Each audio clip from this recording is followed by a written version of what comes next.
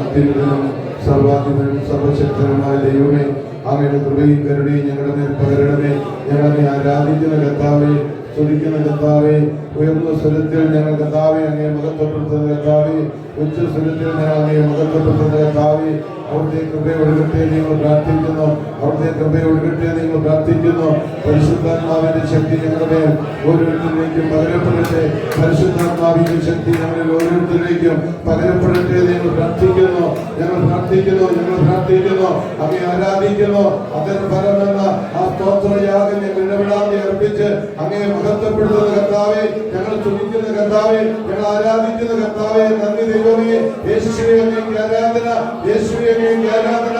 അങ്ങേക്ക് മഹത്വം, അങ്ങേക്ക് മഹത്വം, അങ്ങേക്ക് മഹത്വം, അങ്ങേക്ക് മാത്രമാണ് മഹത്വം, അങ്ങേക്കാണ് മഹത്വം. അത്യുന്നതനെ അങ്ങയെ ആരാധിക്കുന്ന കർത്താവേ, സ്തുതിക്കുന്നു, സ്തുതിക്കുന്നു, സ്തുതിക്കുന്നു, സ്തുതിക്കുന്നു കർത്താവേ, അങ്ങയെ ആരാധിക്കുന്നു, ഞങ്ങൾ മഹത്വപ്പെടുത്തുന്ന കർത്താവേ. സ്തോത്രം കർത്താവേ, സ്തോത്രം, സ്തോത്രം. ആമേൻ, ആമേൻ, ആമേൻ. സന്തോഷത്തോടെ ഇരുന്നാൽ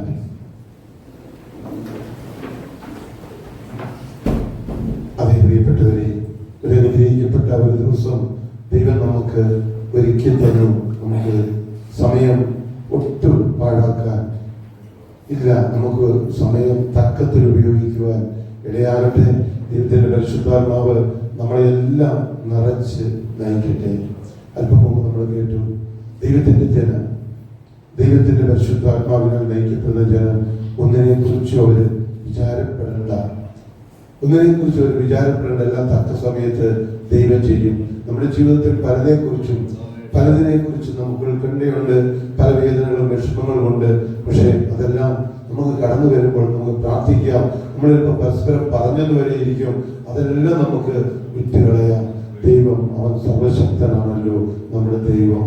ആ സർവശക്തനായ ദൈവത്തിൽ നമുക്ക് പൂർണ്ണമായി അർപ്പിക്കാം. കർത്താവിനോട് നമുക്ക് പറയാം, കർത്താവേ, അങ്ങേക്ക് ഇഷ്ടമില്ലാത്തതൊന്നും എൻ്റെ ജീവിതത്തിൽ നടക്കരുതേ, അങ്ങേക്ക് ഇഷ്ടമില്ലാത്തതൊന്നും എൻ്റെ ജീവിതത്തിൽ നടക്കരുതേ. യേശുവേ, അങ്ങേക്ക് ഇഷ്ടമില്ലാത്തതൊന്നും പറയുവാൻ, കേൾക്കുവാൻ, പ്രവർത്തിക്കുവാൻ എന്നെ അനുവദിക്കരുതേ. എന്നെ അവിടുത്തെ കൃപ കൊണ്ട് നിറയ്ക്കണമേ എന്ന് നമുക്ക് ഓരോരുത്തർക്കും പറയാം. കർത്താവിന്റെ വലിയ അനുഗ്രഹവും വലിയ കൃപയും നമ്മളിൽ ഓരോരുത്തരിലേക്കും പകരപ്പെടുവാൻ നമുക്ക് ആഗ്രഹിക്കാം. ഹല്ലേലൂയ. നമ്മൾ അപ്പസ്തോല പ്രവൃത്തി നമ്മൾ വായിക്കുമ്പോൾ നമുക്ക് കാണാം, പൗലോസ് അപ്പസ്തോലൻ ഈ സുവിശേഷത്തിലേക്ക്, ഈ ശുശ്രൂഷയിലേക്ക് കിടന്നു വന്ന ആ സംഭവങ്ങളെല്ലാം നമുക്കറിയാം. ആ സുവിശേഷകന്റെ അപ്പസ്തോലനായ പൗലോസ് അപ്പസ്തോല സുവിശേഷകന്റെ ജീവിതത്തിലുണ്ടായ വലിയ കഷ്ടങ്ങൾ, വലിയ ത്യാഗങ്ങൾ, വരാനിരിക്കുന്നതിന്റെ മുന്നറിയിപ്പുകളെല്ലാം ദൈവത്തിന്റെ പരിശുദ്ധാത്മാവ് അദ്ദേഹത്തെ അറിയിക്കുകയും അദ്ദേഹം ചെയ്ത ശുശ്രൂഷയെ കുറിച്ചിട്ട് നമുക്കറിയാം. അപ്പസ്തോല പ്രവൃത്തി 20-ാം അധ്യായത്തിൽ അതിന് 22-ാമത്തെ തിരുവചനം പറയുന്നു, ഇപ്പോൾ ഇതാ ഞാൻ ആത്മാവിനാൽ ബന്ധിക്കപ്പെട്ടവനായി ജെറൂസലേമിലേക്ക് പോകുന്നു. ബന്ധനങ്ങളും കഷ്ടങ്ങളും എനിക്കായി കാത്തിരിക്കുന്നു എന്ന് പരിശുദ്ധാത്മാവ് പട്ടണം തോറും സാക്ഷ്യം പറയുന്നതല്ലാതെ അവിടെ എനിക്ക് നേരിടുവാനുള്ളത് ഒന്നും ഞാൻ അറിയുന്നില്ല. സ്തോത്രം, ഹല്ലേലൂയ. ആത്മാവിനാൽ പിടിക്കപ്പെട്ടവനായി, പരിശുദ്ധാത്മാവിനാൽ പിടിക്കപ്പെട്ടവനായി കഷ്ടങ്ങളിലേക്ക് ക്രിസ്തുവിനെ പ്രതി ഇറങ്ങിപ്പോകുന്ന ആ അപ്പസ്തോലന്റെ ആ പരിശുദ്ധാത്മാവിനാൽ ലഭിച്ച ആ അഭിഷേകത്തിന്റെ ആ ശക്തി നമുക്കവിടെ വെളിപ്പെടുകയാണ്. ഹല്ലേലൂയ. ആത്മാവിനാൽ ബന്ധിക്കപ്പെട്ടവനായി യെരൂശലേമിലേക്ക് പോകുന്നു എന്നാണ് ആ തിരുവചനം അവിടെ പറയുന്നത്. അപ്പോൾ പരിശുദ്ധാത്മാവ് വേറെ ഒരു തലത്തിലേക്കും പോകാതെ, വേറൊരു സ്ഥലത്തേക്കും പോകാതെ ആത്മാവിന്റെ നിയന്ത്രണത്തിൽ ജെറൂസലേമിലേക്ക് പോകുന്ന അപ്പസ്തോലനെയാണ് നമ്മളിവിടെ കാണുന്നത്. ഹല്ലേലൂയ. തനിക്ക് ഇഷ്ടമുള്ളതിലേക്ക് ആത്മാവിനാൽ ബന്ധിതനായാണ് പോകുന്നത്. എന്നിട്ട് ഇവിടെ തുടർന്ന് നമ്മൾ വായിക്കുകയാണ്, എങ്കിലും പരിശുദ്ധാത്മാവ് പട്ടണം തോറും സാക്ഷ്യം പറയുന്നതല്ലാതെ അവിടെ എനിക്ക് നേരിടുവാനുള്ളത് ഒന്നും ഞാൻ അറിയുന്നില്ല. എങ്കിലും ഞാൻ എന്റെ പ്രാണനെ വിലയേറതായി എണ്ണുന്നില്ല. എന്റെ ഓട്ടവും ദൈവകൃപയുടെ സുവിശേഷത്തിന് സാക്ഷ്യം പറയേണ്ടതിന് കർത്താവായ യേശു തന്നെ ശുശ്രൂഷ തികയ്ക്കണം എന്നേ എനിക്കുള്ളൂ. സ്തോത്രം. അപ്പൊ തന്റെ മുമ്പിൽ ഏതെല്ലാം ഘട്ടങ്ങളും വേദനകളും വിഷമങ്ങളും ഉണ്ടെങ്കിലും ഒന്ന് മാത്രമാണ് ആ സുവിശേഷകൻ നോക്കുന്നത് എന്താണ്? തന്റെ കർത്താവായ യേശു തന്ന ശുശ്രൂഷ തികയ്ക്കണം. തന്റെ മുന്നിൽ ഏതെല്ലാം പ്രതിസന്ധിയും പ്രശ്നങ്ങളും ഉണ്ടെങ്കിലും യേശു ഏൽപ്പിച്ച ആ ശുശ്രൂഷയെ തികയ്ക്കണമെന്നാണ് ആ അപ്പോസ്തലനോട് വിളിച്ചു പറയുന്നത്. ഹല്ലേലൂയ. എന്നിട്ട് പറയുകയാണ്, എന്നാൽ നിങ്ങളുടെ ഇടയിൽ ദൈവരാജ്യം പ്രസംഗിച്ചുകൊണ്ട് നടന്നവനായ എന്റെ മുഖം നിങ്ങളാരും ഇനി കാണുകയില്ല എന്ന് ഞാൻ അറിയുന്നു. ആമേൻ. അപ്പോൾ താൻ എങ്ങോട്ടാണ്? താൻ ഈ ഭൂമിയിൽ നിന്നും മാറ്റപ്പെടുന്ന ഒരവസ്ഥയിലേക്ക് പോവുകയാണ്. നിങ്ങൾ ആരും ഇനി എന്റെ മുഖം കാണുകയില്ല എന്ന് അറിയുന്നു. അതുകൊണ്ട് നിങ്ങളിൽ ആരെങ്കിലും നശിച്ചു പോയാൽ ഞാൻ കുറ്റക്കാരനല്ല എന്ന് ഞാൻ ഇന്നേ ദിവസം നിങ്ങളോട് സാക്ഷ്യം പറയും. അതെന്താണ് അപ്പോസ്തലൻ അങ്ങനെ പറയാൻ ഉള്ള കാരണം? നിങ്ങളിൽ ആരെങ്കിലും, ഈ വചനം കേട്ട ആരെങ്കിലും, എന്നിലൂടെ യേശുവിനെ കേട്ട് മനസ്സാന്തരത്തിലേക്ക് വന്ന, ഈ സുവിശേഷം കേട്ട ആരെങ്കിലും ഇനി നാശത്തിലേക്ക് പോയാൽ, രക്ഷ ഗണ്യമാക്കാതെ നാശത്തിലേക്ക് പോയാൽ എനിക്ക് ഒരു ഉത്തരവാദിത്വവും ഇല്ല എന്നിവിടെ പറയുകയാണ്. ആരെങ്കിലും നശിച്ചു പോയാൽ ഞാൻ കുറ്റക്കാരനല്ല. ദൈവം എന്നോട് ചോദിക്കില്ല അത് അവൻ നശിച്ചു പോയത് എന്തുകൊണ്ട് എന്ന് എന്നോട് ദൈവം ചോദിക്കില്ല എന്നുള്ള ഉറപ്പോട് കൂടി അപ്പോസ്തലൻ പറയണം. ആരെങ്കിലും നശിച്ചു പോയാൽ ഞാൻ കുറ്റക്കാരനല്ല എന്ന് ഞാൻ ഇന്നേ ദിവസം നിങ്ങളോട് സാക്ഷ്യം പറയുന്നു. അതെന്താണ് കാരണം? ദൈവത്തിന്റെ ആലോചന ഒട്ടും മറച്ചു വെക്കാതെ ഞാൻ മുഴുവനും അറിയിച്ചു തന്നിരിക്കുന്നുവല്ലോ. ഹല്ലേലൂയ. ഒരു സുവിശേഷകനെ സംബന്ധിച്ച് ആ സുവിശേഷകന്റെ ഏറ്റവും വലിയ നേട്ടം ആരുടെയും മുഖം നോക്കാതെ, ആരുടെയും ചിന്തകൾ, അവർ എന്ത് വിചാരിക്കുമെന്നുള്ള ചിന്തകൾ നോക്കാതെ എന്നെ കുറിച്ച് എന്റെ ദൈവം എന്താണ് വിചാരിക്കുന്നത്, എന്നെ ഏൽപ്പിച്ച ശുശ്രൂഷ എന്താണ്, ദൈവം എന്നോട് എന്ത് പറഞ്ഞിരിക്കുന്നു, യേശു എന്നോട് എന്ത് പറഞ്ഞിരിക്കുന്നു, പരിശുദ്ധാത്മാവ് എനിക്ക് എന്ത് വെളിപ്പെടുത്തി തരുന്നു, അത് തന്റെ മുമ്പിൽ ഇരിക്കുന്ന ദൈവത്തിന്റെ ജനത്തെ ഈ വചനം കേൾക്കാൻ ദൈവം കൂട്ടിക്കൊണ്ടുവന്ന ദൈവത്തിന്റെ ജനത്തിന്റെ മുമ്പിൽ ഒന്നും മറച്ചു വെക്കാതെ, മുഖം നോക്കാതെ അത് വെളിപ്പെടുത്തി കൊടുക്കുക എന്നുള്ളതാണ് ഒരു സുവിശേഷകനെ സംബന്ധിച്ചുള്ള ദൗത്യം, ഉത്തരവാദിത്വം. ദൈവത്തിന്റെ ആത്മാവ്, പരിശുദ്ധാത്മാവ് അതാണ് ആഗ്രഹിക്കുന്നതെന്ന് ഈ തിരുവചനം നമ്മളെ ഓർമ്മിപ്പിക്കുകയാണ്.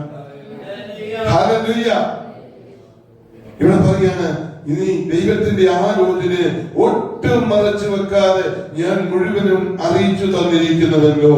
എന്നിട്ട് പറയാണ്, നിങ്ങളെ തന്നെയും താൻ സ്വന്തം രക്തത്താൽ സമ്പാദിച്ചിരിക്കുന്ന ദൈവത്തിന്റെ സഭയെ മേൽപ്പാൻ പരിശുദ്ധാത്മാവ് നിങ്ങളെ അധ്യക്ഷരാക്കി വെച്ച ആട്ടുകൂട്ടം മുഴുവനെയും സൂക്ഷിച്ചു കൊള്ളുവേ. ഹല്ലേലൂയ. യേശു താൻ സ്വന്തം രക്തത്താൽ രക്ഷിച്ച വീണ്ടെടുക്കപ്പെട്ട ദൈവജനത്തെ, ദൈവത്തിന്റെ ആട്ടിൻകൂട്ടത്തെ സൂക്ഷിച്ചു കൊള്ളുവാൻ ഓരോ വ്യക്തികൾക്കും, ഓരോ സുവിശേഷകനും കർത്താവ് വിളിച്ച് വേർതിരിച്ച ഓരോരുത്തർക്കും ഉത്തരവാദിത്വമുണ്ടെന്ന് അപ്പോസ്തലൻ ഇവിടെ ഓർമ്മിപ്പിക്കുകയാണ്. പ്രിയരേ, നമ്മളെ വിളിച്ചവൻ, നമ്മളെ വിളിച്ച്, എന്നെ കുറിച്ച് എന്റെ ദൈവം വിളിച്ചുവെങ്കിൽ എന്റെ ഈ ദൈവം ഏൽപ്പിച്ച ഈ ശുശ്രൂഷ തീരുന്നവരെ, ദൈവം എന്നെ ഏൽപ്പിച്ച ശുശ്രൂഷ ദൈവത്തിന്റെ മനസ്സറിഞ്ഞ്, യേശുവിന്റെ മനസ്സറിഞ്ഞ്, ആത്മാവ് ഉപദേശിച്ചു തരുന്ന ആലോചന പ്രകാരം അത് ചെയ്യണമെന്ന് ദൈവത്തിന്റെ പരിശുദ്ധാത്മാവ് എന്നെ ഓർമ്മിപ്പിക്കുകയാണ്. ദൈവത്തിന്റെ ചിന്തയാണ്, ദൈവത്തെയാണ് പ്രസാദിപ്പിക്കേണ്ടത്, വിളിച്ച ദൈവത്തെയല്ലേ പ്രസാദിപ്പിക്കേണ്ടത്. ഇവിടെ പറയാണ്, പരിശുദ്ധാത്മാവ് നിങ്ങളെ അധ്യക്ഷാക്കി വെച്ച് ആട്ടിൻകൂട്ടം മുഴുവനെയും സൂക്ഷിച്ചു കൊള്ളുവിൻ.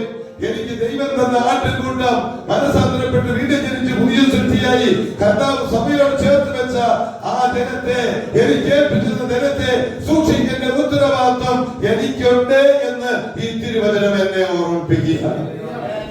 ഈ തിരുവചനം എന്നെ ഓർമ്മിപ്പിക്കുകയാണ്. എന്നിട്ട് പറയാണ്, ഞാൻ പോയ ശേഷം ആട്ടിൻകൂട്ടത്തെ ആദരിക്കാത്ത കൊടിയ ചെന്നായ്ക്കൾ നിങ്ങളുടെ ഇടയിൽ കിടക്കുമെന്ന് ഞാൻ അറിയുന്നു.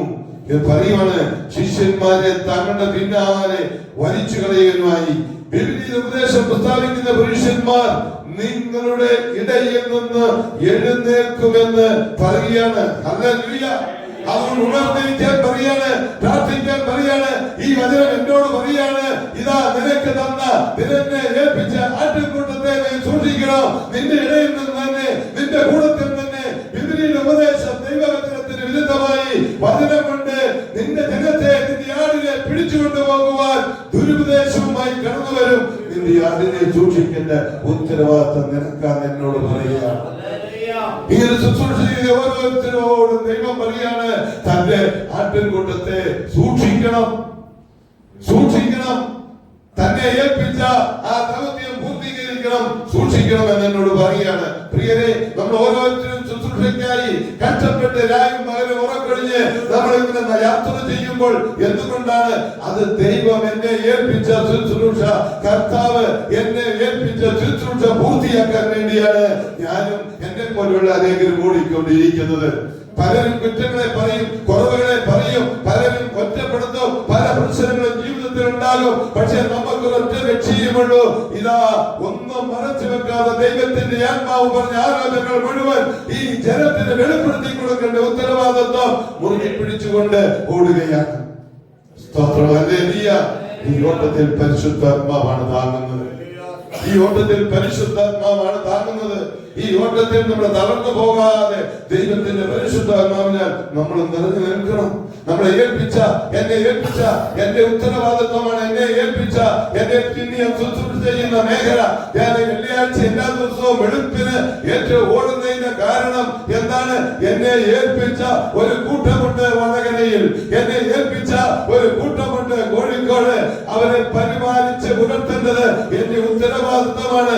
ഇല്ലെങ്കിൽ എന്നെ ഏൽപ്പിച്ചവൻ ചോദിക്കും, കർത്താവ് ചോദിക്കും, നിന്നെ ഏൽപ്പിച്ച നിന്റെ ജനം എവിടെ? നിന്റെ ആട്, എന്റെ ആട് എവിടെ? നിന്നെ ഏൽപ്പിച്ച നിന്റെ ഇടയനായി സൂക്ഷിക്കാനായി നിന്നെ ഏൽപ്പിച്ച നിന്റെ കയ്യിൽ തന്ന ആടെവിടെ എന്ന് കർത്താവ് ഒരു ദിവസം ചോദിക്കുമ്പോൾ അതിന് മറുപടി പറയണം. അതിന് ഞാൻ ഉത്തരവാദിയാണ്. ഞാൻ പറഞ്ഞില്ലെങ്കിൽ എന്റെ മേൽ ശിക്ഷ വരും. ഉത്തമ ബോധ്യം കൊണ്ടാണ് ഓടുന്നത്. വചനത്തിൽ ഒന്നും മറച്ചു വെക്കാതെ ഒന്ന് സ്തുതിക്കാം. ഹല്ലേലൂയ കർത്താവേ, ഹല്ലേലൂയ, ഹല്ലേലൂയ കർത്താവേ, നന്ദി കർത്താവേ. എന്റെ ആലോചന ഒന്നും മറച്ചു വെക്കാതെ വെളിപ്പെടുത്തുവാനുള്ള പരിശുദ്ധാത്മാവിന്റെ ശക്തി ഞങ്ങളുടെ മേൽ എന്റെ ദൈവം പകരണമേ. അവിടുത്തെ ശക്തി ഞങ്ങളുടെ മേൽ പകരണമേ. അങ്ങനെ ആലോചനകൾ ഞങ്ങൾക്ക് പറഞ്ഞു തരണമേ. അങ്ങനെ ആലോചനകളെ ഞങ്ങൾക്ക് പറഞ്ഞു തരണമേ. ഞങ്ങളുടെ അന്നത്തെ ആലോചനയെ ഞങ്ങൾക്ക് പറഞ്ഞു തരണമേ. നിങ്ങൾ പ്രാർത്ഥിക്കുന്നു. ആമേൻ, ആമേൻ. 1 പത്രോസിന്റെ ലേഖനം 5-ാം അധ്യായം 2 മുതലുള്ള തിരുവചനം കൂടി നമുക്ക് നോക്കാം. 1 പത്രോസ് 5:2 മുതൽ, നിങ്ങളുടെ വിചാരണയിലുള്ള ദൈവത്തിന്റെ ആട്ടിൻകൂട്ടത്തെ മേച്ചുകൊള്ളുവിൻ, നിർബന്ധത്താൽ അല്ല, ദൈവത്തിന്റെ ഹിതം വണ്ണം മനഃപൂർവമായും ദുരാഗ്രഹത്തോടെയല്ല, ഉന്മേഷത്തോടെയും ഇടവകളുടെ മേൽ കർത്തൃത്വം നടത്തുന്നവരായിട്ടല്ല, ആട്ടിൻകൂട്ടത്തിന് മാതൃകയായി തീർന്നുകൊണ്ടും അധ്യക്ഷത ചെയ്യുവിൻ. ഇതെന്നോടാണ് പറഞ്ഞത്, ഇതെന്നോടാണ് പറഞ്ഞത്, എന്നോടാണ് കർത്താവ് പറഞ്ഞത്. എന്താണ്? നിങ്ങളുടെ വിചാരണയിലുള്ള ദൈവത്തിന്റെ ആട്ടിൻകൂട്ടത്തെ മേച്ചുകൊള്ളുവിൻ. അതേ പ്രിയരെ, ദൈവം തന്ന യേശുതാൻ സ്വന്തം രക്തത്താൽ വീണ്ടെടുത്ത ആ ജനത്തെ എന്റെ കയ്യിൽ ഏൽപ്പിച്ചാൽ അത് 5 ആളാകട്ടെ, 10 ആളാകട്ടെ, 100 ആളാകട്ടെ, ആ ആടുകളെ ദൈവത്തിന്റെ ആട്ടിൻകൂട്ടത്തെ, ആ വിചാരണയിൽ ദൈവം ഏൽപ്പിച്ചത് ആട്ടിൻകൂട്ടത്തെ സൂക്ഷിച്ചു കൊള്ളാനുള്ള ഉത്തരവാദിത്വം എനിക്കുണ്ട്.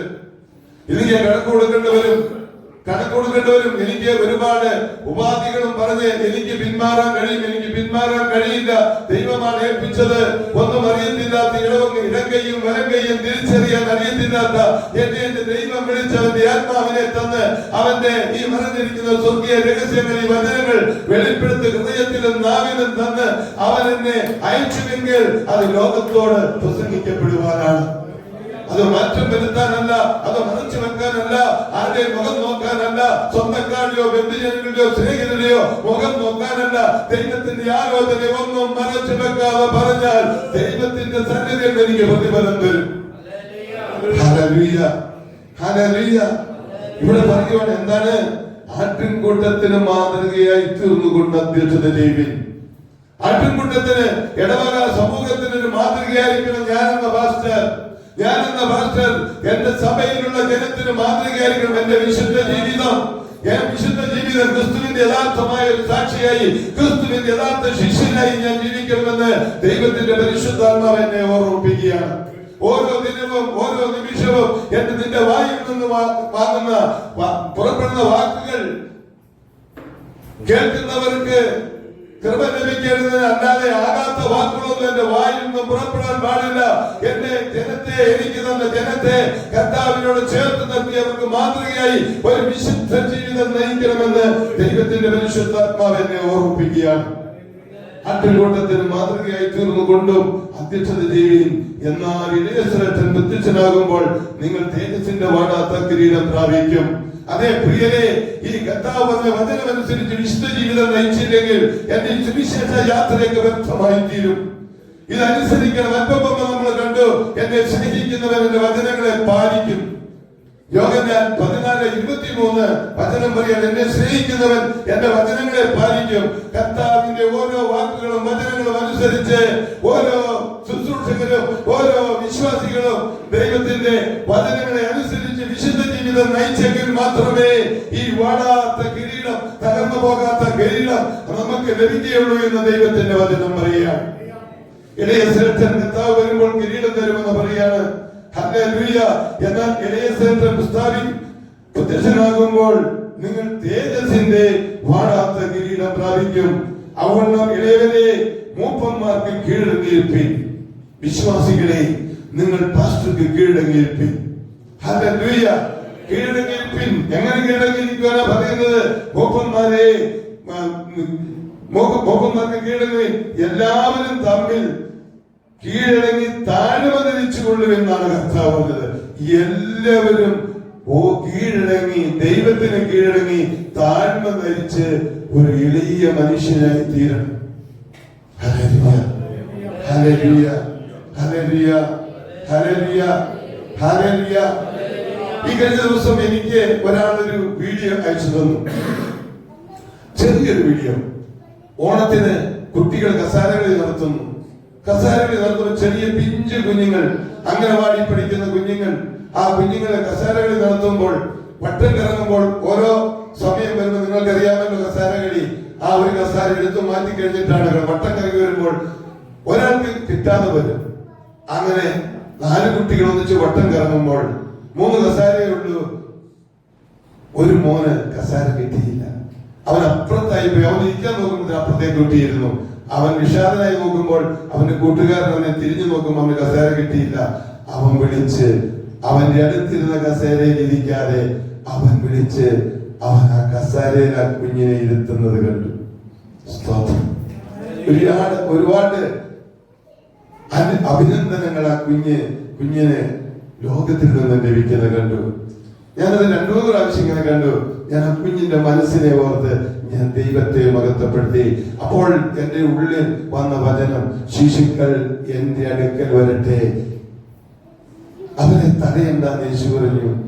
നിങ്ങൾ മനം തിരിഞ്ഞ് ശിശുക്കളെ പോലെ ആയില്ലെങ്കിൽ ദൈവരാജ്യത്തിൽ കിടക്കുകയില്ല. ആ ഒരു വീഡിയോയിലൂടെ ആ വചനം എന്നെ അപ്പോൾ തന്നെ എന്റെ ഉള്ളത്തിക്കട പോകാൻ ഇട വന്നു. നിർമ്മലമായ മനസ്സിന്റെ ഉടമകളായി തീരണം. ഹല്ലേലൂയ. നമ്മൾ താഴ്മയോടെ ഇരിക്കണം. ഇവിടെ പറയുവാണ് എന്താണ്? ഇളയവരെ മൂപ്പന്മാർക്ക് കീഴടങ്ങുവീൻ. എല്ലാവരും തമ്മിൽ കീഴടങ്ങി താഴ്മ ധരിച്ചുകൊള്ളുവീൻ.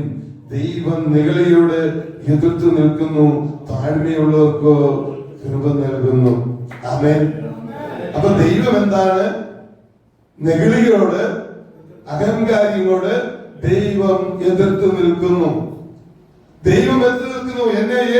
നമ്മളെ ഏൽപ്പിച്ച ശുശ്രൂഷകൾ അത് ദൈവത്തിനായി ചെയ്യുന്നു. ഞാൻ എന്ത് ചെയ്യണം, എങ്ങനെ ചെയ്യണമെന്ന് ദൈവത്തിന്റെ പരിശുദ്ധാത്മാവാണ് നമ്മളെ നയിക്കുന്നത്. നമ്മുടെ ഇഷ്ടത്താലല്ല, ദൈവത്തിന്റെ പരിശുദ്ധാത്മാവിന്റെ ഇഷ്ടത്താലാണ്.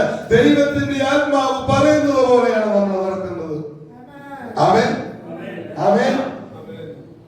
താഴ്മയുള്ളവർക്ക് കൃപ നൽകുന്നു. താഴ്മയോട് നിങ്ങൾ തുടർന്ന് പറയാണ്. അതുകൊണ്ട് അവൻ തക്ക സമയത്ത് നിങ്ങളെ ഉയർത്തുവാൻ ദൈവത്തിന്റെ ബലമുള്ള കൈക്കീഴെ താഴ്ന്നിരിപ്പിൻ. ഹല്ലേലൂയ. ദൈവത്തിന്റെ ബലമുള്ള കൈക്കീഴെ നമ്മൾ താഴ്ന്നിരുന്നാൽ മതി. നമ്മൾ ഉയരണ്ട, ദൈവം നമ്മളെ ഉയർത്തും. നമ്മൾ ദൈവത്തിന്റെ വചനം കേട്ട് വചനമനുസരിച്ച് കർത്താവേ നീ പറഞ്ഞത് നിന്റെ ഇഷ്ടം പറയുവാൻ ഞാൻ എന്തു പറയണം, നിന്റെ ഇഷ്ടം പറയണം, ഞാൻ എങ്ങനെ ജീവിക്കണം, നിന്റെ ഇഷ്ടം എന്താണ് കർത്താവേ എനിക്ക് വെളിപ്പെടുത്തി തരണമേ. കർത്താവേ അങ്ങ് പറയുന്ന സാഹചര്യങ്ങളോട്. ഞാൻ എന്താണ്, സാഹചര്യങ്ങൾ എന്താണ്? എന്റെ ഇഷ്ടത്തിനല്ല, ആ സാഹചര്യങ്ങൾ എന്താണ് കർത്താവേ?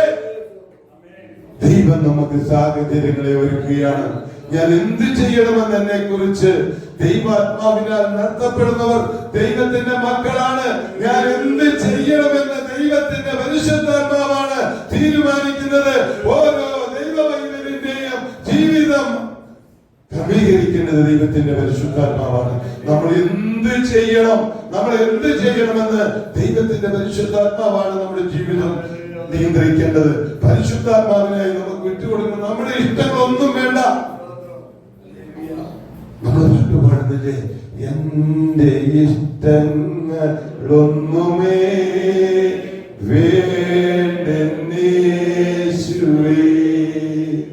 നിന്റെ ഗീതത്തിൻ നിറവിൽ ഞാൻ പ്രശോഭിക്കട്ടെ. ആദ്യനും അന്ത്യനും നീ മാത്രമേ യേശുവേ.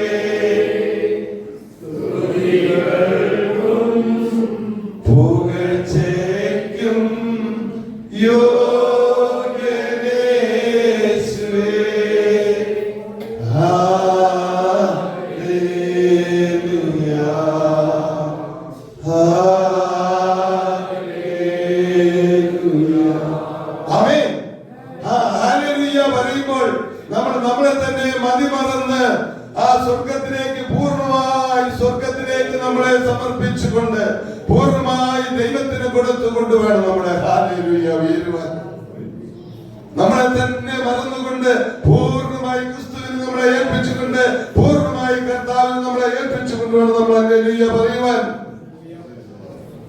കർത്താവ് പറയാണ്, അതുകൊണ്ട് അവൻ തക്ക സമയത്ത് നിങ്ങളെ ഉയർത്തുവാൻ ദൈവത്തിന്റെ ബലമുള്ള കൈകളെ താഴ്ന്നിരിപ്പിൻ. കർത്താവ് പറയുന്നത് എന്താണ്?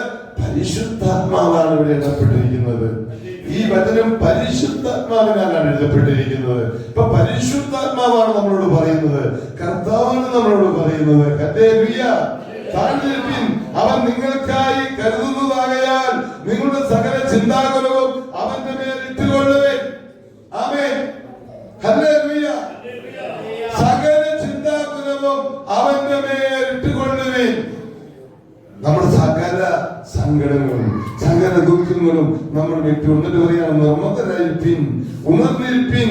നിങ്ങളുടെ പ്രതിയോഗിയായ പിശാച് അലറുന്ന സിംഹം എന്ന പോലെ ആരെ വിഴുങ്ങേണ്ടു എന്ന് തിരിഞ്ഞ് ചുറ്റി നടക്കുന്നു എന്നാണ് തിരുവചനം പറയുന്നത്. അപ്പൊ നമുക്കൊരു പ്രതിയോഗിയുണ്ട്. സാധാരണ പ്രതിയോഗി. ആ പ്രതിയോഗി നമ്മളെ പിടിക്കാൻ ആരെയാണ് വിഴുങ്ങുന്നത്, ആരെയാണ് വിഴുങ്ങാൻ തക്കവണ്ണം കിട്ടുന്നതെന്ന് കരുതി പ്രതിയോഗിയായ പിശാച് അവൻ ചുറ്റി നടക്കുകയാണ്. എന്റെ അടുത്ത് വരികയാണ്, നിങ്ങളുടെ അടുത്ത് വരികയാണ്. നമ്മുടെ ഓരോരുത്തരുടെ അടുത്ത് വന്ന് ആരെ പിടിക്കാമെന്ന് കരുതി സാത്താൻ കറങ്ങി നടക്കുകയാണ്. അപ്പൊ നമ്മൾ തളർന്നു പോകരുത്. അവന്റെ ബലമുള്ള കൈക്കീഴിൽ നമ്മൾ ഇരിക്കണം. നിർമ്മതരായിരിപ്പിൻ, ഉണർന്നിരിപ്പിൻ. ഹല്ലേലൂയ. നിർമ്മതരായിരിപ്പിൻ. സ്വയം നിയന്ത്രണത്തിനായി തീരണം. പരിശുദ്ധാത്മാവിന്റെ നിയന്ത്രണത്തിനായി തീർന്ന നമ്മൾ സ്വയം നിയന്ത്രിക്കപ്പെടുന്നവരായിരിക്കണം. ദൈവാത്മാവിനാൽ നിയന്ത്രിക്കപ്പെടുന്നവരായിരിക്കണം. ഉണർന്നിരിപ്പിൻ. നിങ്ങളുടെ പ്രതിയോഗിയായ പിശാച് അലറുന്ന സിംഹം എന്ന പോലെ ആരെ വിഴുങ്ങേണ്ടു എന്ന് തിരിഞ്ഞ് ചുറ്റി നടക്കുന്നു എന്നാണ് കർത്താവിന്റെ വചനം പറഞ്ഞത്. അതേ പ്രിയപ്പെട്ടവരെ, സാത്താന്റെ കരങ്ങളിൽ അകപ്പെട്ടു പോകാതെ, അവന്റെ ചിന്തകളിലേക്ക് അകപ്പെട്ടു പോകാതെ നമ്മുടെ ചിന്തകൾ ദൈവത്തിൻ്റെതായി തീരണം, പരിശുദ്ധാത്മാവിൻ്റെതായി തീരണം. നമ്മളോട് ഓരോരുത്തരോടും ദൈവത്തിന്റെ പരിശുദ്ധാത്മാവ് നമ്മളോട് ഓരോരുത്തരോടും സംസാരിക്കാൻ നമ്മൾ കർത്താവിന്റെ കരത്തിന്റെ കീഴിൽ നമ്മൾ താതിരിക്കണം. വാക്കാലോ പ്രവൃത്തിയാലോ ചിന്തകളാലോ ഏതെങ്കിലും ഒരു വീഴ്ച വന്നു പോയിട്ടുണ്ടെങ്കിൽ കർത്താവിനോട് നമ്മൾ പറയണം, കർത്താവേ, ഇനി അതിലേക്ക് ആ പാപത്തിലേക്ക് വീണു പോകാതെ, എന്നെ ഏൽപ്പിച്ച ഉത്തരവാദിത്തത്തിൽ നിന്നും ഞാൻ പിന്തിരിഞ്ഞു പോകാതെ, ഞാൻ വീണു പോയിട്ടുണ്ടെങ്കിൽ കർത്താവെ, വീണു പോയിട്ടുണ്ടെങ്കിൽ പരിശുദ്ധാത്മാവേ, ആ വീഴ്ചയിൽ നിന്ന് എഴുന്നേൽക്കാൻ സഹായിക്കണമേ. എന്റെ കരം പിടിച്ച് എഴുന്നേൽപ്പിക്കണമേ. എന്റെ അസ്വസ്ഥതകളെ എല്ലാം മാറ്റണമേ. അവിടുത്തെ സ്നേഹം കൊണ്ട് എന്നെ നിറയ്ക്കണമേ. കർത്താവേ, നിന്റെ വിളിയും തെരഞ്ഞെടുപ്പും തിരിച്ചറിയാനുള്ള ജ്ഞാനം എനിക്ക് തരണമേ. നിന്റെ വിളിയും തെരഞ്ഞെടുപ്പും തിരിച്ചറിയാനുള്ള ജ്ഞാനം തരണമേ. അങ്ങയുടെ മുഖത്തോട്ട് നോക്കി ഓടുവാൻ, അങ്ങയുടെ മുഖത്തോട്ട് നോക്കി ഓടി ഒരു വിശുദ്ധ ജീവിതം നയിക്കുവാൻ കർത്താവേ എന്നെ അനുവദിക്കണമേ, കർത്താവേ എന്നെ അനുവദിക്കണമേ, കർത്താവേ എന്നെ അനുവദിക്കണമേ, കർത്താവേ എന്നെ അനുവദിക്കണമേ. എന്റെ സുവിശേഷ യാത്ര ആരുടെയും നിർബന്ധത്താലായിരിക്കരുത് കർത്താവേ, ആരെങ്കിലും നിർബന്ധിച്ചിട്ടായിരിക്കരുത് കർത്താവേ. എന്റെ സുവിശേഷ യാത്ര കർത്താവേ ആ പരിശുദ്ധാത്മാവിന്റെ ഉള്ളിൽ കിട്ടി എന്റെ ഉത്തരവാദിത്വമാണെന്നുള്ള ആ ബോധ്യത്തോടു കൂടി കർത്താവേ എന്റെ ശുശ്രൂഷയെ പൂർത്തീകരിക്കുവാൻ തക്കവണ്ണം, കർത്താവേ എന്റെ ഓട്ടം പൂർത്തീകരിക്കുവാൻ തക്കവണ്ണം ദൈവത്തിന്റെ പരിശുദ്ധാത്മാവേ ഞങ്ങളെ ഓരോരുത്തരെയും നയിക്കണമേ. കർത്താവിന്റെ കൃപ കൊണ്ട് നിറയ്ക്കണമേ, എല്ലാ നന്മ കൊണ്ട് ഞങ്ങളെ നിറയ്ക്കണമേ. ദൈവ ശബ്ദത്തിനായി കാത്തിരിക്കണം, കാതോർക്കണം. ദൈവത്തിന്റെ സന്നിധിയിൽ താന്നിരിക്കണം, ദൈവത്തിന്റെ സന്നിധിയിൽ താന്നിരിക്കണം. എളിമപ്പെട്ട് ദൈവത്തിന്റെ സന്നിധിയിൽ താന്നിരുന്നാൽ ദൈവം നമ്മളെ തക്ക സമയത്ത് ഉയർത്തും. ഞാൻ എന്നെ ഉയർത്തണ്ട, നമ്മളെ ഉയർത്തണ്ട. ദൈവത്തിന്റെ സന്നിധിയിൽ, കർത്താവിന്റെ സന്നിധിയിൽ വിശ്വസ്തയോടെ വിശ്വസ്ത വൃദ്ധനെ പോലെ നമ്മൾ എന്താണ് വിശ്വസ്തനായി നമ്മൾ താന്നിരിക്കണം. അവന്റെ കൽപ്പനകളെ അനുസരിച്ച് അവന്റെ വഴിയെ നടന്ന് അവൻ പറയുന്നതനുസരിച്ച് താന്നിരുന്നാൽ എപ്പോൾ എവിടെ നമ്മളെ ഉയർത്തണമോ അവിടെ എന്റെ കർത്താവ് നമ്മളെ വിളിച്ച കർത്താവ് വിശ്വസ്തനാണ്. അവനവിടെ ഉയർത്തും. ഹല്ലേലൂയ. നമുക്ക് എഴുന്നേറ്റ് നിന്ന് ദൈവത്തെ ഒന്ന് തുതിക്കാം, കർത്താവിനെ ഒന്ന് തുതിക്കാം. കർത്താവെ വിളിച്ചത് വിശ്വസ്തനാണല്ലോ, കർത്താവെ വിളിച്ചത് വിശ്വസ്തനാണല്ലോ. ഞങ്ങളെ ഒന്ന് ബലപ്പെടുത്തണമേ, ഞങ്ങളെ ഏൽപ്പിച്ച ദൗത്യം കർത്താവെ കുറ്റമറ്റതായി ചെയ്യുവാൻ, കുറ്റമില്ലാതെ ചെയ്യുവാൻ അങ്ങയുടെ ആഗ്രഹത്തിനനുസരിച്ച് കർത്താവെ അങ്ങയുടെ ആഗ്രഹത്തിനനുസരിച്ച് ഞങ്ങൾ ചെയ്യുവാൻ തക്കവണ്ണം പരിശുദ്ധാത്മാവ് ഞങ്ങളെ ബലപ്പെടുത്തണമേ. ഞങ്ങളുടെ ഇഷ്ടങ്ങളൊന്നുമല്ല കർത്താവെ, ഞങ്ങളെ ഇഷ്ടങ്ങളല്ല കർത്താവെ. ഞങ്ങളെ അനുഗ്രഹിക്കണമേ, ഞങ്ങളുടെ ശുശ്രൂഷയെ അനുഗ്രഹിക്കണമേ, എന്നെ അനുഗ്രഹിക്കണമേ, ഞങ്ങളെ ഓരോരുത്തരെ അനുഗ്രഹിക്കണമേ, ഞങ്ങളുടെ കുടുംബത്തെ അനുഗ്രഹിക്കണമേ, ഞങ്ങളുടെ സഭയെ അനുഗ്രഹിക്കണമേ. ഞങ്ങളുടെ ആവശ്യങ്ങളുടെ നടുവിൽ, ഞങ്ങളുടെ പ്രാർത്ഥനയുടെ നടുവിൽ എന്റെ കർത്താവ് ഇറങ്ങി വന്ന് എന്റെ ദൈവം അനുഗ്രഹിക്കണമേ. ആത്മാവേ, പരിശുദ്ധാത്മാവേ, സ്തുതിച്ച് എല്ലാവരും തന്റെ ഇഷ്ടങ്ങളെല്ലാം കർത്താവിന്റെ ഇഷ്ടം എന്നിൽ നടക്കുവാനായി, കർത്താവിന്റെ ഇഷ്ടം നടക്കുവാൻ ഏൽപ്പിച്ച് സ്തുതിച്ച് എല്ലാവരും ദൈവത്തെ മഹത്വപ്പെടുത്തിക്കേ. തുതിക്ക് ദൈവത്തെ മഹത്വപ്പെടുത്ത്, ദൈവത്തെ മഹത്വപ്പെടുത്ത്. ഹല്ലേലൂയ, ഹല്ലേലൂയ, ഹല്ലേലൂയ, ഹല്ലേലൂയ. നന്ദി കർത്താവേ, നന്ദി കർത്താവേ, നന്ദി കർത്താവേ, നന്ദി കർത്താവേ, നന്ദി കർത്താവേ.